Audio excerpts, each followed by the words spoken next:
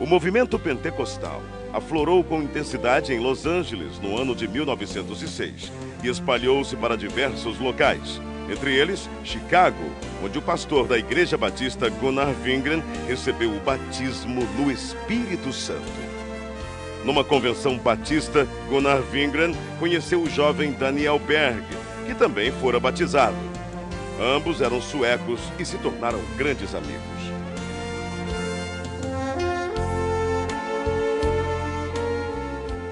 Mais tarde, em South Bend, durante uma reunião de oração, Gunnar Wingren relata aos presentes o que Deus lhes havia revelado. Brothers, the Lord has shown us that we must go to South America, to a place in Brazil called Pará. Neste porto, em 19 de novembro de 1910, o pastor Gunnar Wingren e o irmão Daniel Berg desembarcaram em terras brasileiras, como nos conta o presbítero Pedro Silva. Conforme a história dos antepassados, porque eu não assisti, que não era nascido nesta época. Mas meus pais foram os primeiros crentes da Assembleia de Deus no Brasil. E eles conversavam em casa, contavam tudo direitinho. O navio atracou na escadinha no cais do porto. E eles saíram do navio com as suas maletas na mão. E sem destino, porque não conhecia nada e tampouco não conhecia a língua. Saíram em direção da Avenida Presidente Vargas. Ao chegar na Praça da República, sentaram em uns bancos de mármore que tinha lá naquela época, e ali ficaram pensando e orando em espírito para Deus enviá-lo o que eles poderiam fazer. Sem rumo, sem economias, numa terra de um povo completamente desconhecido. Esta era a situação de nossos missionários. O futuro era uma incógnita. A única coisa de que tinham certeza era que o Espírito Santo de Deus estava com eles.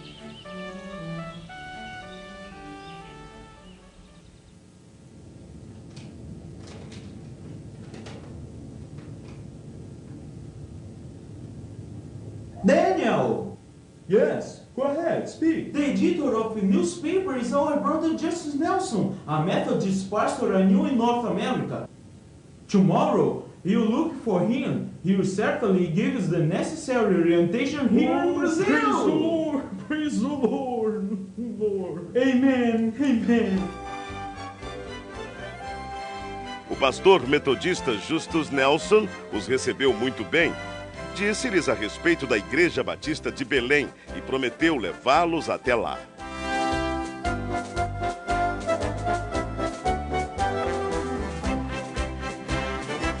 Na pequena Igreja Batista, os missionários conhecem o irmão Raimundo Nobre, líder do trabalho batista no Pará, que ofereceu-lhes abrigo nas dependências da igreja.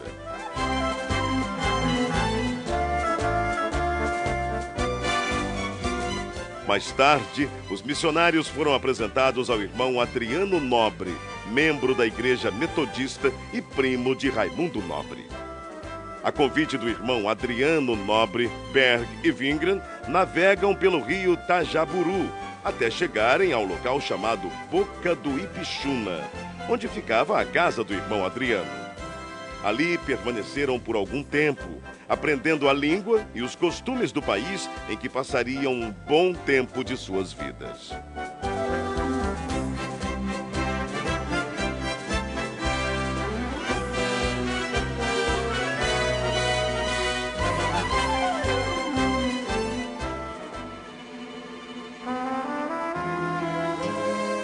De volta à Igreja Batista, não cessavam de orar dia e noite, avivados pelo Espírito Santo. Isto causou inquietação em alguns membros, que os censuraram e os chamavam de fanáticos. Mesmo assim, os dois não se abalaram e continuaram orando e testificando sobre o batismo no Espírito Santo. Em 2 de junho de 1911, o Senhor batizou a primeira brasileira a crer nas promessas de Atos 2:39. Irmã Celina Albuquerque estava orando em sua casa quando começou a falar em línguas estranhas pelo poder do Espírito. Irmãos, o que tem acontecido aqui, o que tem acontecido conosco, é maravilhoso. não podemos deixar de falar de coisas tão maravilhosas, do cumprimento da promessa que nos foi garantida pela palavra de Deus. Não podemos fechar os olhos para o derramamento do Espírito Santo. Irmãos, não podemos deixar que doutrinas estranhas invadam nossa igreja. O fato gerou uma grave polêmica na igreja. A maioria creu na doutrina do batismo no Espírito Santo. Entretanto, outros membros, liderados pelo irmão Raimundo Nobre, rechaçaram completamente a ideia e votaram a favor da exclusão dos simpatizantes ao movimento pentecostal. As 17 pessoas que saíram da Igreja Batista se reuniram na casa da irmã Celina e ali, juntamente com os missionários Daniel Berg e Gunnar Wingren, abriram um novo trabalho. Enfim, em 18 de junho de 1911, na rua Siqueira Mendes, número 67, começava a se estabelecer a primeira Assembleia de Deus no Brasil. Enquanto o pastor Gunnar Wingren pastoreava a igreja em Belém, Daniel Berg saía como colportor, vendendo Bíblias e pregando o Evangelho em diversas cidades. Eram tempos difíceis, de longas jornadas, mas Deus jamais desamparou aqueles que lutam por sua palavra.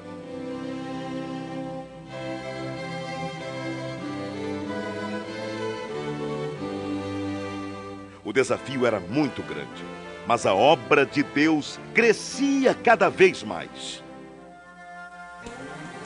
Absalão Piano, pastor pentecostal brasileiro, ordenado por Gunnar Wingren em 1913, em Rio Preto, Tajaburu do Norte. Depois dele vieram Crispiano de Melo e Adriano Nobre. Neste mesmo ano, o pastor Gunnar Wingren deu início ao trabalho missionário brasileiro, enviando para Portugal o irmão José Plácido da Costa e família. Em maio de 1913, o trabalho foi estabelecido e os portugueses passaram a conhecer a mensagem pentecostal. Mais tarde, o irmão José Matos se juntou ao trabalho. 1914. Estoura a Primeira Guerra Mundial. Em 25 de outubro deste mesmo ano, chega ao Brasil mais um missionário sueco, Otto Nelson e sua esposa Adina Nelson. No ano seguinte, foi a vez do missionário Samuel Nestran e sua esposa Lena Nestran. Alguns anos mais tarde, em 1917, foi fundado o primeiro jornal pentecostal, A Voz da Verdade. Esse jornal circulou por apenas 3 meses, mas os irmãos da Assembleia de Deus em Belém reconheceram que era necessário divulgar as bênçãos de Deus para todo o povo e, para isso, lançaram mão de um novo jornal, A Boa Semente, cujo primeiro número circulou em janeiro de 1919. Estava lançada a Boa Semente da Literatura. Em 1921, chega ao Brasil Niels Nelson, jovem de apenas 26 anos. Impulsionado por Deus, veio somar esforços à evangelização. Nessa época surge o primeiro inário da Assembleia de Deus, o Cantor Pentecostal, com 44 hinos e 10 corinhos. No ano seguinte, foi criada em Recife a Harpa Cristã.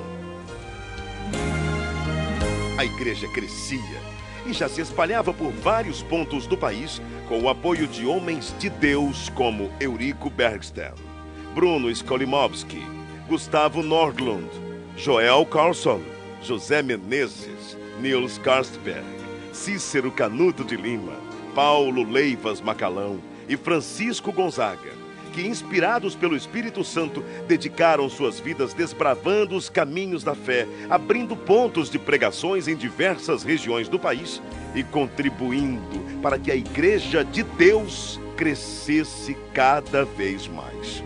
Para recordação e agradecimento a Deus pelo que Deus tem feito através de homens que em si nada eram, mas que eram cheios do fogo do Espírito Santo e que trouxeram uma mensagem poderosa. E as portas do inferno não têm podido prevalecer até o dia de hoje. Mas, graças a Deus, esta obra permanecerá maravilhosamente até o dia da vinda do Senhor. Era preciso ampliar o trabalho de evangelização por meio da palavra impressa. Para isso, em 1923, o irmão Samuel Nistran se empenhou em adquirir máquinas para a impressão do jornal Boa Semente, folhetos e livros. Reconhecendo o valor da literatura cristã, o pastor Gunnar Wingren e seus auxiliares resolveram fundar um jornal evangélico na capital federal, o qual denominaram Som Alegre.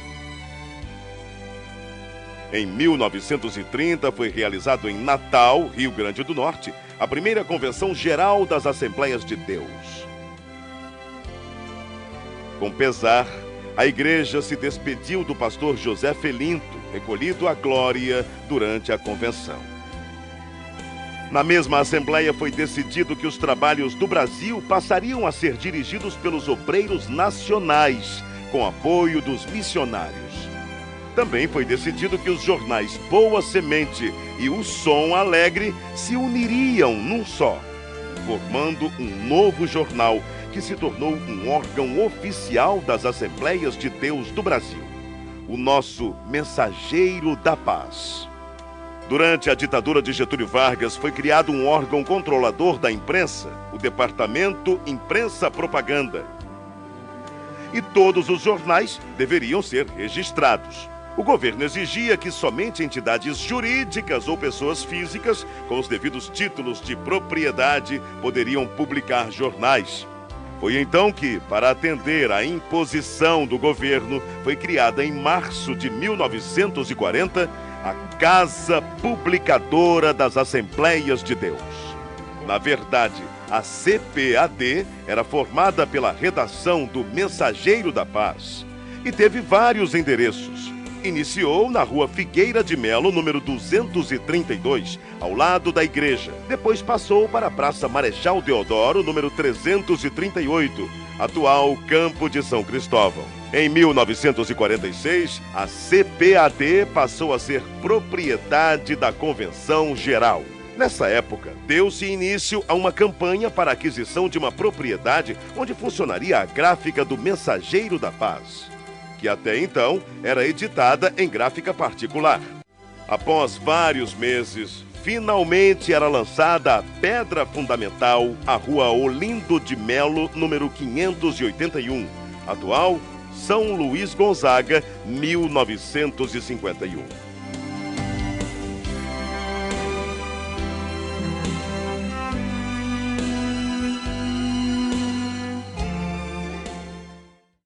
Ide e pregai.